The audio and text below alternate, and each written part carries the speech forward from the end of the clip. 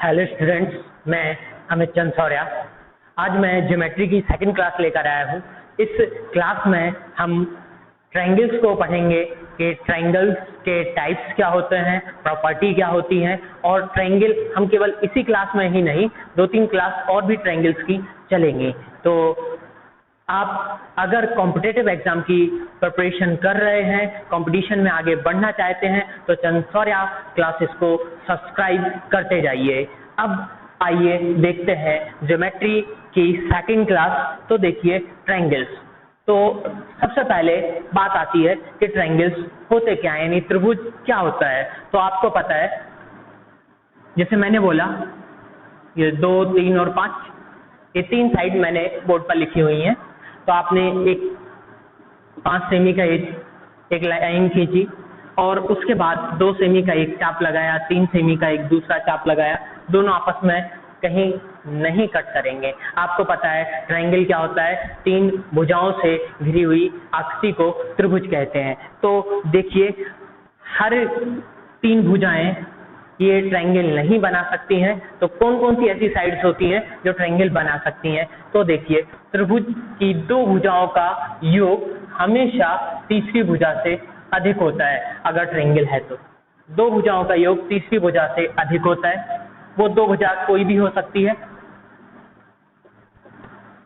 a + b is greater then c, यानी त्रिभुज की 2 भुजाओं का योग तीसरी भुजा से अधिक होता है। इसको दूसरे शब्दों में अगर कहना चाहें तो क्या होगा, अगर मैं c को इधर ले आऊं तो a - c हो जाएगा।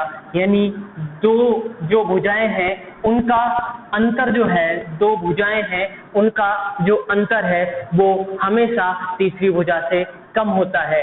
अब a - c ये जो लिखा है, इसलिए मैंने इधर मॉडुलस लगा दिया, क्योंकि आपको बड़े में से छोटा ही घटाना है। 2 भुजाओं का अंतर हमेशा तीसरी भुजा से कम होता है और योग हमेशा तीसरी भुजा से अधिक होता है। तो ये त्रिभुज है। अब जैसे मैं बनाना चाहूँ 3, 4, 5 के लिए, तो आप देख लीजिए 2 भुजाओं का योग 7 तीसरी भुजा से अधिक है, 2 भुजाओं का योग तीसरी भुजा से अधिक है। या डिफरेंस के लिए देखें तो 2 भुजाओं का डिफरेंस इधर कितना हुआ, 1, ये 3 है। तो 2 भुजाओं का डिफरेंस तीसरी भुजा से कम है, 2 भुजाओं का डिफरेंस तीसरी भुजा से कम है, 2 भुजाओं का डिफरेंस तीसरी भुजा से कम है। तो ट्रायंगल्स की आपने 2 प्रॉपर्टी अभी सीख ली है कि त्रिभुज की 2 भुजाओं का योग हमेशा तीसरी भुजा से अधिक होता है और 2 भुजाओं का अंतर तीसरी भुजा से कम होता है। अब आगे देखते हैं, इससे रिलेटेड जो क्वेश्चंस है, कुछ प्रॉपर्टीज के बाद मैं इससे रिलेटेड क्वेश्चंस करवाऊंगा। एग्जाम में जो क्वेश्चन आते हैं इस प्रॉपर्टी से रिलेटेड कैसे बनाए जाते हैं वो क्वेश्चन को, वो अभी आगे देखूंगा। अब देखिए, जो त्रिभुज है, त्रिभुज को 2 प्रकार से डिवाइड कर सकते हैं, 2 प्रकार से लिख सकते हैं त्रिभुज को। एक तो एंगल के आधार पर,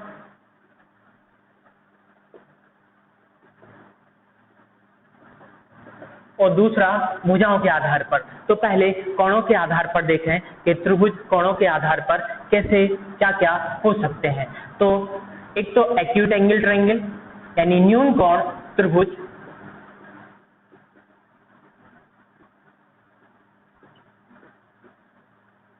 एक्यूट एंगल ट्रायंगल।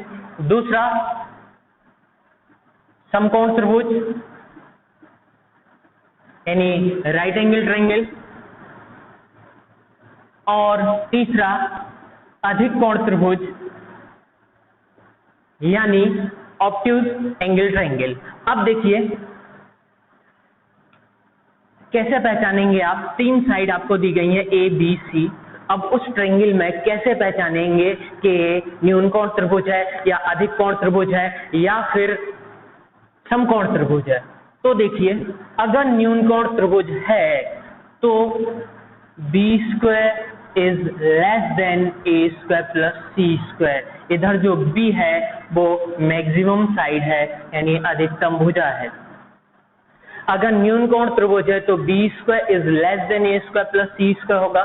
समकोण त्रिभुज है तो B² इक्वल A² + C² होगा। और अधिक कोण त्रिभुज है तो B² is greater then A² + C² होगा। क्लियर। अब ये जो बी लिखे है ना वो मैक्सिमम साइड ही है। अब इसके बाद ये न्यून कोण त्रिभुज है तो इसके तीनों एंगल जो है वो 90 से कम होते हैं, यानी इसके लिए फॉर्मूला बनेगा बी स्क्वायर इक्वल ए स्क्वायर प्लस सी square minus 2ac cos b। कैसे बनेगा इसको आगे देखते हैं। इसमें जो b है, इसमें b क्या, इसमें तो a b c जो तीनों है वो तीनों के तीनों 90 से कम होंगे।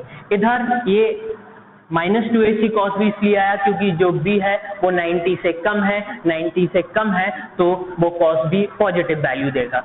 इसमें b 90 है, इस वजह से वो cos b 0 वैल्यू देगा, यानी फॉर्मूला यही बन जाएगा। और b square is greater then a square plus c square, इसमें जो b है वो 90 से अधिक होगा, ऑब्ट्यूज एंगल ट्रायंगल है तो 90 से अधिक होगा, तो इसके लिए फॉर्मूला हो जाएगा बी स्क्वायर इक्वल ए स्क्वायर प्लस सी square plus 2ac cos b। यहाँ तक आप समझ चुके होंगे, बिल्कुल फोकस करके पूरा वीडियो देखिए, आपको 100% सब कुछ समझ आ जाएगा। तो यहाँ तक आप acute angle triangle, right angle triangle, obtuse angle triangle तीनों को समझ चुके होंगे। इन तीन में कोणों के आधार पर हम 3 प्रकार से डिवाइड करते हैं। अब कोई भी क्वेश्चन इससे रिलेटेड अभी मैं आगे करवाऊंगा क्वेश्चन, पहले प्रॉपर्टी को देख लेते हैं फिर आगे क्वेश्चन करवाऊंगा। तो देखिए आगे बढ़ते हैं। अब जैसे अधिक कोण इधर त्रिभुज है, ऑब्ट्यूज एंगल जो ट्रायंगल है इसमें बी स्क्वायर इक्वल ए स्क्वायर प्लस सी स्क्वायर 2ac cos b होता है, तो इसमें जो कोण b होता है वो अन्य दो कोणों के सम से बड़ा होगा। ये तो आप अधिक कोण लिखा है 90 के ऊपर है तो समझ रहे होंगे। अब इसके बाद अगर हम भुजाओं के आधार पर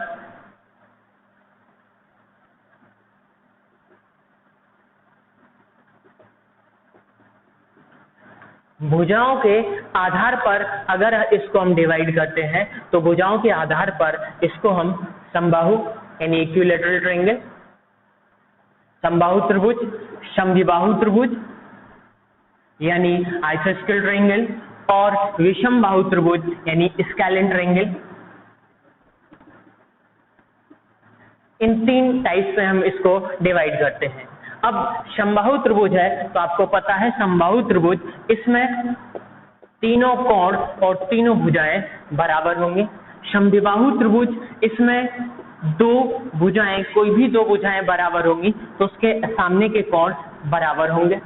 अब वो कैसे भी हो सकता है, समद्विबाहु त्रिभुज है अगर ये दोनों साइड इक्वल है तो ये कोण और ये कोण ये दोनों कैसे होंगे, ये इक्वल होंगे। विषमबाहु त्रिभुज, इसमें ना तो कोई साइड इक्वल होगी ना ही कोई एंगल इक्वल होगा। यहाँ तक आप समझ चुके होंगे। ये तो मैंने अभी जो ट्रायंगल्स के टाइप हैं इनको शॉर्टकट में बताया है, धीमे धीमे क्लास बढ़ते जाएंगे, इसको मैं डिटेल में आगे बताऊंगा। अभी कुछ क्वेश्चंस करते हैं, उनका किसी भी त्रिभुज से रिलेशन नहीं है, मतलब वो कोई भी त्रिभुज हो सकता है। अब उसके लिए केवल जो मैंने पिछले क्लास में जैसे आपको बताया था बहिष्कोण प्रमेय, ये आपको पता होनी चाहिए, कभी कभी यूज हो जाएगी। इन दोनों का सम इस बाहर वाले एंगल के बराबर होता है। ये x है, ये y है, तो ये कितना होगा x प्लस वाई। अब क्वेश्चंस करते हैं।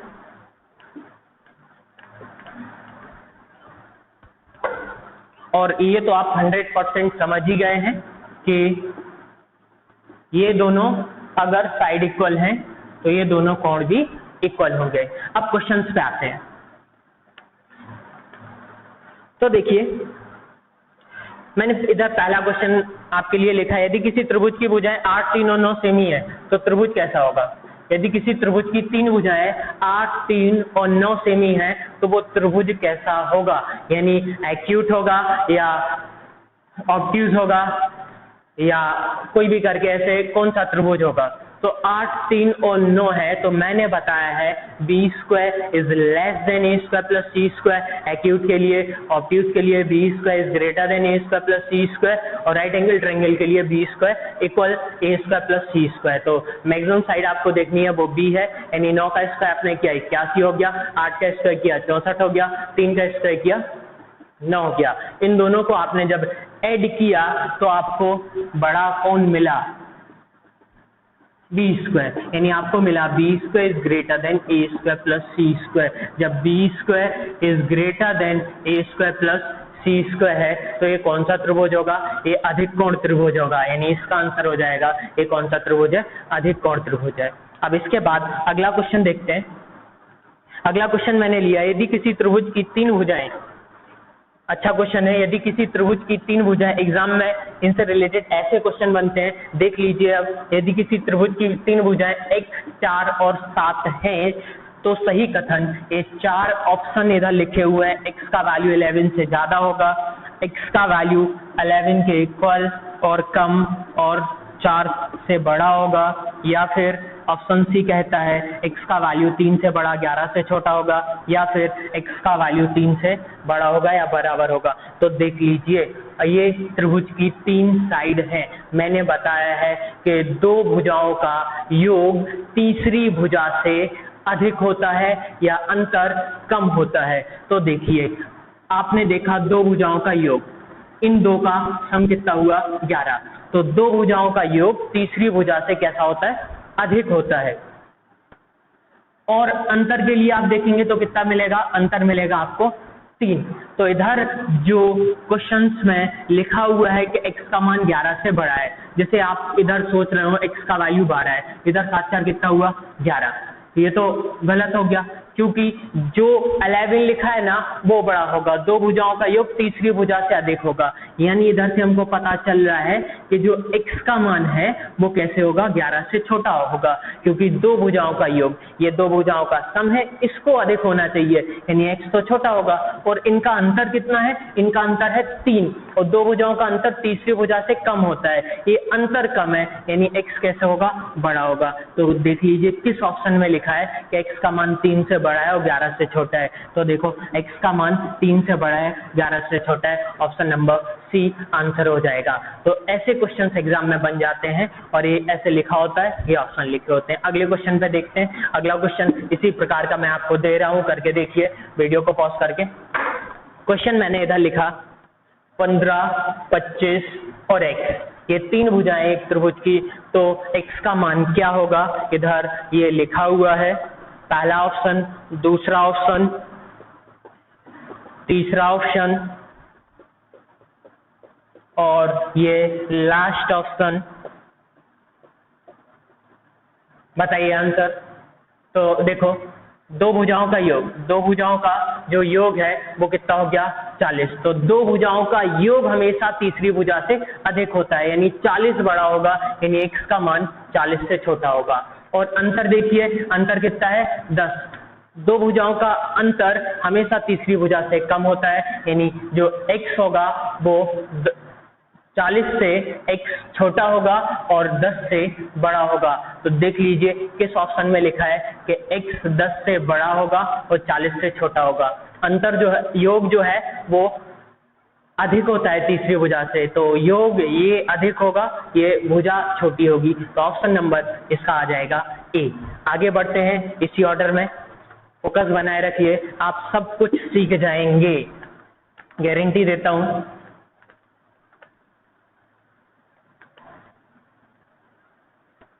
तो देखिए अगला क्वेश्चन लिखा है, 4 ऑप्शन इधर मैंने लिखे हैं इस क्वेश्चन में।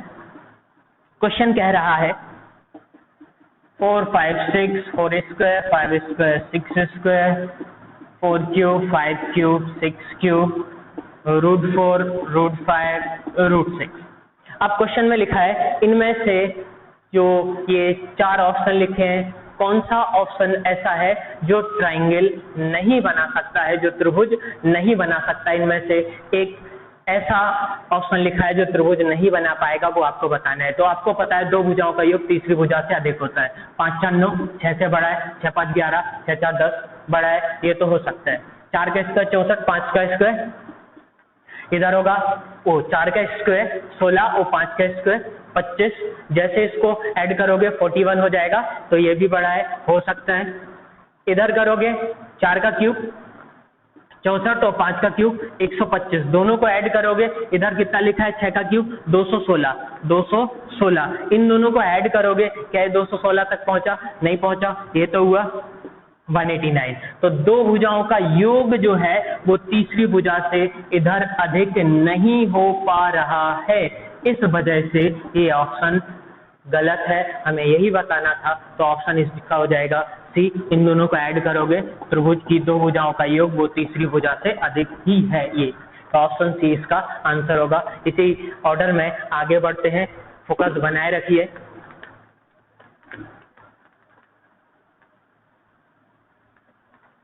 अगला क्वेश्चन बड़ा मजेदार क्वेश्चन है, टाइप चेंज कर रहा हूं क्वेश्चन में, अच्छे से देखिए। तो देखिए क्वेश्चन कह रहा है, क्वेश्चन कह रहा है ए बी सी डी, ये 20 डिग्री है, ये साइड इक्वल्स है, तो ए बी सी क्या होगा? ए बी सी हमको बताना है। इसमें लिखा है क्वेश्चन में, यदि A B equal A C equal C D और ए डी बी 20 डिग्री है तो त्रिभुज ए बी सी का मान बताइए। तो इसके लिए आपको कैसे करना है, जैसे मैं बता रहा हूं वैसे करना है। तो देखिए ये दोनों साइड इक्वल हैं। अब ये दोनों साइड इक्वल हैं तो मैंने आपको स्टार्टिंग में बता दिया है, ये एंगल और इसके सामने का एंगल ये कैसे होंगे? इक्वल होंगे। क्लियर? अब मैंने आपको ये बता दिया है बहिष्कोण प्रमेय से कि इन दोनों कोणों का योग इस कोण के बराबर होगा। तो ये 20 है तो ये कितना हो जाएगा? 40 हो जाएगा। जब ये 40 हो जाएगा तो अब ये दोनों साइड इक्वल है, ये दोनों साइड इक्वल है, तो ये एंगल और ये एंगल कैसे होंगे? इक्वल होंगे। तो ये 40 है तो ये भी कितना हो जाएगा? 40। ये हो गया अपना आंसर। नेक्स्ट क्वेश्चन पे आगे बढ़ते हैं। अगला क्वेश्चन देखते हैं, अच्छा क्वेश्चन है। इधर ए बी सी डी, ये x 81। अब इसमें हमको बताना है कि x जो मैंने लिखा है इस x का वैल्यू क्या होगा, इस x का वैल्यू क्या होगा, इस x का वैल्यू फाइंड करना है। तो आइए देखते हैं इस क्वेश्चन को। ये दोनों साइड कैसे हैं? ये दोनों साइड इक्वल है, ये दोनों साइड इक्वल है, यानी ये वाला एंगल और ये वाला एंगल ये दोनों कैसे होंगे? बराबर होंगे। ये दोनों एंगल बराबर होंगे तो इसको x लिखा, तो इसको भी मैंने कितना लिखा? x लिख दिया। अब उसके बाद ये दोनों साइड भी कैसे हैं? इक्वल हैं। ये दोनों साइड इक्वल हैं तो ये एंगल और ये एंगल दोनों कैसे होंगे? बराबर। ये दोनों जब भुजाएं बराबर हैं तो उनके आमने सामने के कोण बराबर होंगे। अब इसको गौर से देखिए, क्या ये दिखाई पड़ रहा है? यानी इन दोनों कोणों का जो सम है वो इसके इक्वल होगा, बिल्कुल होगा। तो ये x है, इनका सम, यानी फिर इसको आधा आधा लिखना पड़ेगा, xy2 ये कितना हो जाएगा? x हो जाएगा। अब ये x है, ये x है, तो ये एक ट्रायंगल बना रहा है ACD, तो ये x है, तो त्रिभुज के तीनों कोणों का सम 180 होता है, तो ये कितना हो जाएगा? 180 माइनस 2x, ये हो जाएगा 180 माइनस 2x। अब आपको ये पूरी लाइन दिखाई दे रही है, ये पूरी लाइन दिखाई दे रही है, तो ये पूरी लाइन कितने की होती है? 180 की होती है। तो सबको ऐड कर लीजिए, xy2 प्लस 180 माइनस 2x और प्लस 81 इक्वल कितना होगा? 180 होगा। इक्वल 180 होगा तो इसको सॉल्व कर लीजिए, इसको सॉल्व कर लीजिए तो ये हो गया माइनस का 3/2, x इक्वल माइनस 27 दूना 54, x आ गया 54। समझ गए होंगे? बिल्कुल इजी था। इसी क्रम में आगे भी बढ़ रहे हैं और आप समझते जाइए, जीरो से हीरो बनाकर रहेंगे हम आपको, फोकस करते रहिए। अगला क्वेश्चन, आज का लास्ट क्वेश्चन देखिए। अच्छा क्वेश्चन है।